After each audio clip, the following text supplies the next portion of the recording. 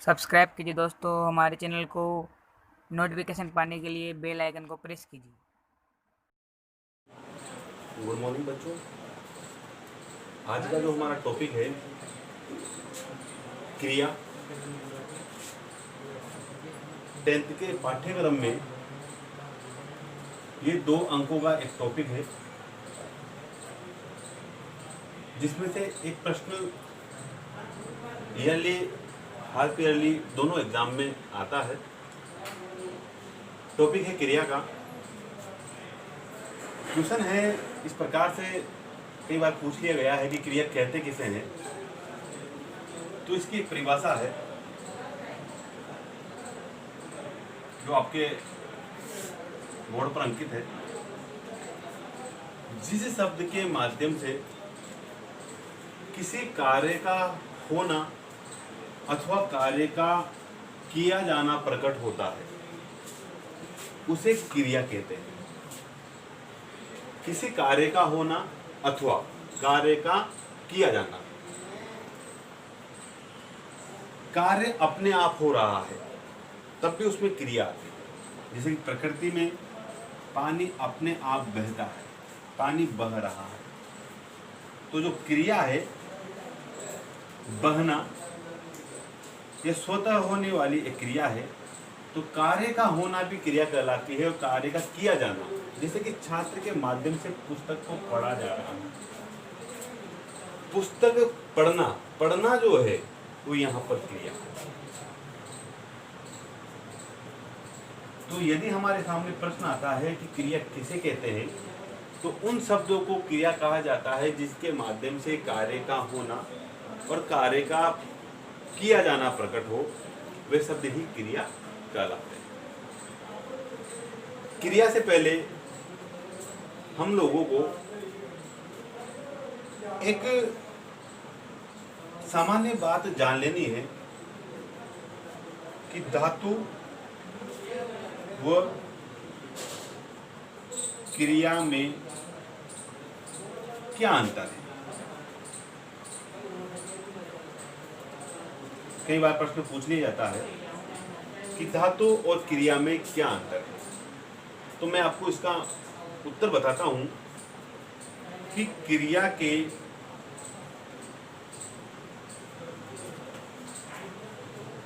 मूल रूप को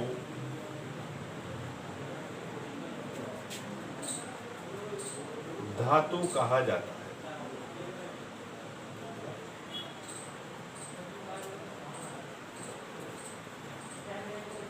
धातु व क्रिया में अंतर क्या है कि क्रिया के मूल रूप को धातु कहा जाता है। जैसे कि पी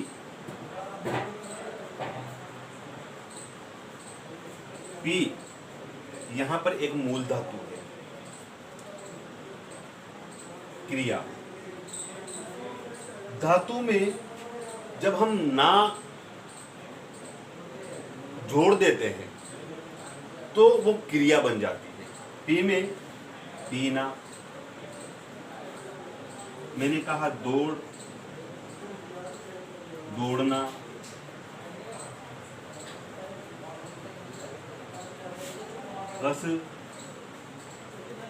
हंसना।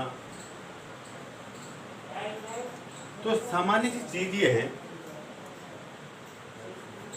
कि अगर हम ना शब्द पीछे जोड़ देते हैं तो धातु से क्रिया को बनाया जा सकता है। बड़ा साधारण सा प्रश्न है, क्रिया किसे कहते हैं कि वे शब्द जिनके माध्यम से कार्य का होना प्रकट हो, कार्य का किया जाना प्रकट हो, तो वे शब्द ही क्रिया कहलाते हैं। आपके सामने जो डायग्राम मैंने बनाया है, कार्य का होना प्रकृति का काम है, पानी का बहना तो अपने आप बह रहा है, प्रकृति के द्वारा किया गया कार्य भी क्रिया के अकॉर्डिंग ही आता है। पानी बह रहा है, कार्य का किया जाना जब व्यक्ति स्वयं कार्य करता है, छात्र पुस्तक को पढ़ रहा है तो पढ़ना भी यहाँ पर क्रिया हो गई। क्रिया को किससे बनाया जाता है? धातु के माध्यम से क्रिया को बनाया जाता है। लेकिन धातु से अगर क्रिया को तैयार करना हो तो क्या शब्द जोड़ना पड़ता है? तो हमें ना शब्द जोड़ना पड़ेगा, जिसके बाद में आपकी धातु क्रिया में बदल जाती है। जैसे कि यहाँ पर एक पी, दौड़, हंस, बैठना, लड़ना, है ना। तो ये सब कुछ चीजें जो ना शब्द से रहित होती है धातु कहलाती है, और इस पर जब ना जुड़ जाता है तो वही चीज क्रिया कहलाती है। अब आपसे अगर एग्जाम में पूछ लिया जाता है कि धातु और क्रिया में क्या अंतर है, तो आप बताएं कि धातु क्रिया का मूल रूप होता है, लेकिन ना शब्द जोड़ने पर उससे तैयार कर ली जाती है। जो तैयार कर ली जाती है उसे हम क्या बोलते हैं? क्रिया बोलते हैं।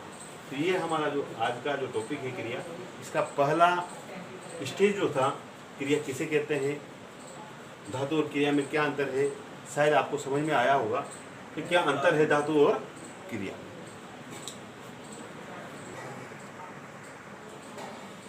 हमने भी पढ़ा क्रिया किसे कहते हैं, इसकी परिभाषा हमें याद होनी चाहिए कि वे शब्द जिनके माध्यम से कार्य का होना प्रकट हो, कार्य का किया जाना प्रकट हो, वे शब्द ही क्रिया कहलाते हैं।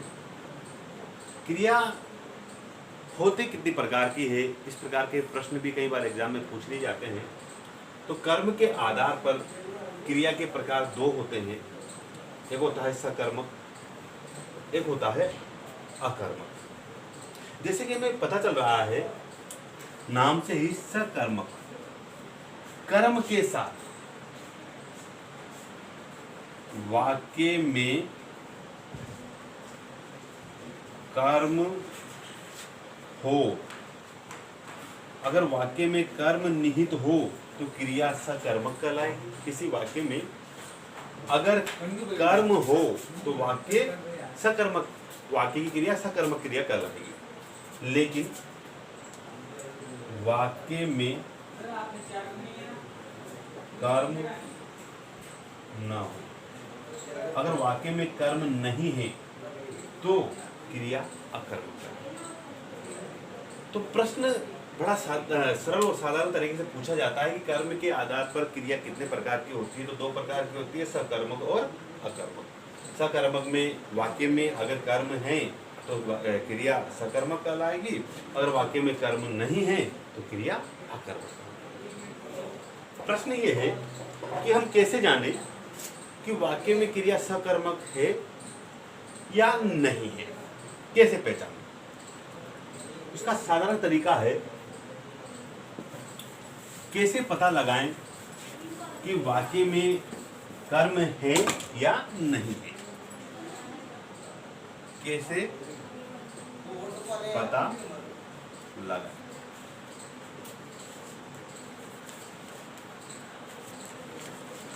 सकर्मक व अकर्मक।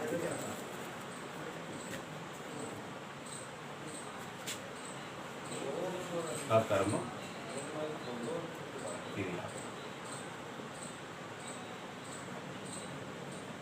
हमारे सामने प्रश्न ये है कि कैसे पता लगाएं कि वाक्य में कर्म है या नहीं है। वाक्य में ठीक पहले, वाक्य में ठीक पहले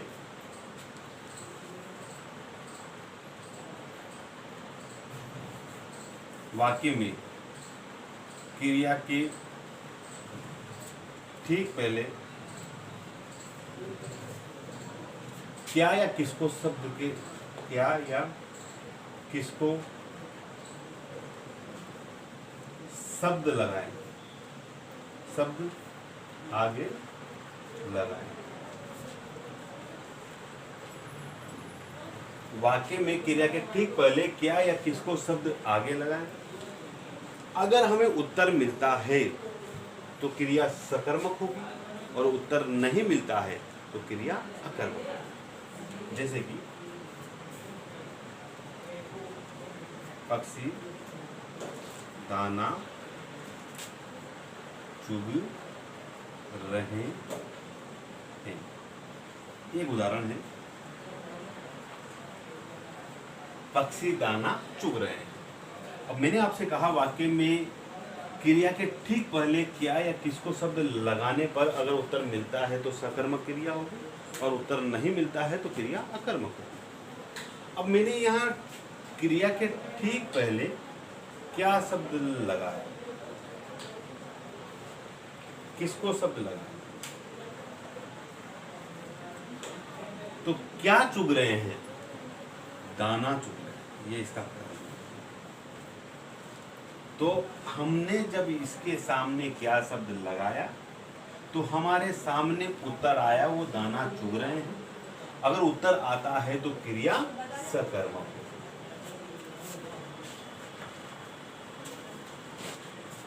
तो इसकी क्रिया जो होगी सकर्मक होगी। इस प्रकार से आपके सामने एक वाक्य वो दे देगा, तो पूछेगा आपसे सकर्मक है या अकर्मक है। अगर हम क्रिया के ठीक पहले क्या या किसको शब्द लगा देते हैं, उत्तर मिलता है तो क्रिया सकर्मक। जैसे कि श्याम ने भिखारी को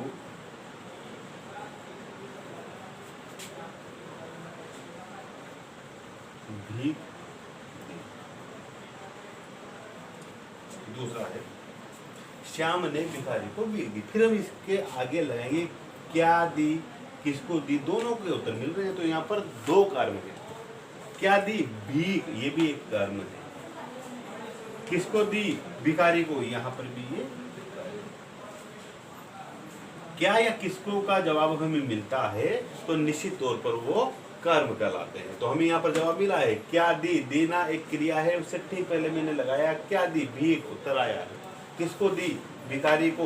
दोनों के उत्तर जब हमारे सामने आए हैं तो यहाँ पर जो क्रिया होगी वो सकर्मक।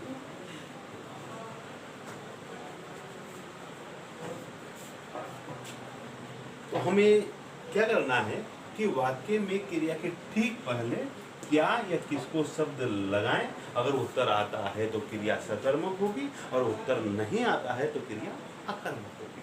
अकर्मक क्रिया का भी मैं आपको उदाहरण देता हूँ।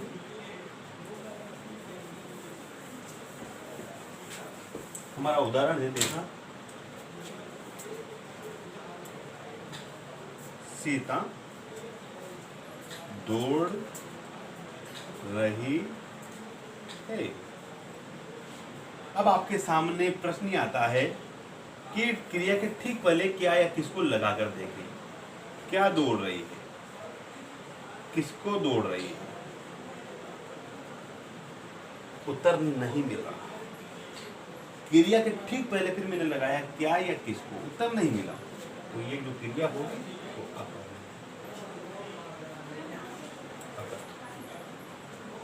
फिर मैंने कहा एक और उदाहरण है, श्याम हंस रहा है। श्याम हंस रहा।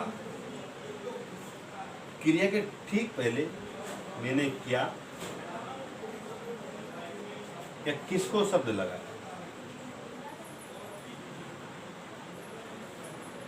क्रिया के ठीक पहले फिर मैंने क्या या किसको शब्द, क्या हंस रहा है, किसको हंस रहा है, कोई उत्तर नहीं मिल रहा। अगर उत्तर नहीं मिलता है तो क्रिया अकर्मक। तो इस प्रकार से वाक्य में निहित कर्म के आधार पर हम ये पता कर सकते हैं कि क्रिया अकर्मक है या सकर्मक। कैसे पता लगाएं सकर्मक है या अकर्मक है वाक्य में क्रिया? तो एक नियम है, कैसे हम उसे पहचानें। हम वाक्य में क्रिया के ठीक पहले क्या या किसको शब्द लगा देते हैं। अगर उत्तर मिल जाता है तो क्रिया सकर्मक हो, अगर उत्तर नहीं मिलता है तो क्रिया अकर्मक हो। तो पहचान के तरीका जो है वो हमें याद कर लेना, बार बार इसे देखना है कि वाक्य में क्रिया के ठीक पहले हम क्या या किसको शब्द लगाएं। अगर उत्तर मिल जाता है तो सकर्मक, नहीं मिलता है तो अकर्मक।